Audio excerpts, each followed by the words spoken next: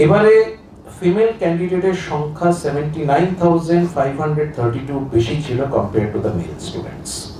সেটা হচ্ছে based on the enrolment data. আর বাকি বেশ কিছু ডেটা এবারে যেটা আছে সেগুলো আপনাদেরকে দিয়ে দেওয়া হবে, সেগুলো আপনারা দেখতে পারবেন সবকটাতেই। টোটাল সায়েন্স স্ট্রিমে এবারে টোটাল স্টুডেন্ট ছিল 1,11,627, 1,11,627।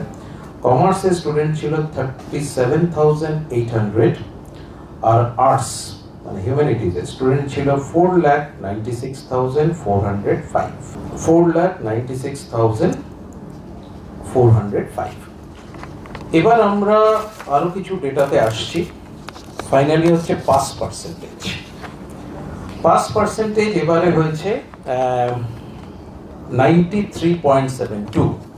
Overall pass percentage 93.72। গত বছর ছিল 90.79।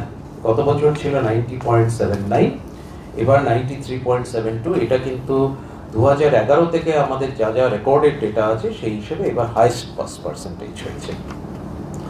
পাস পার্সেন্টেজ মেল আর ফিমেলের মধ্যে খুব একটা ডিফারেন্স নেই।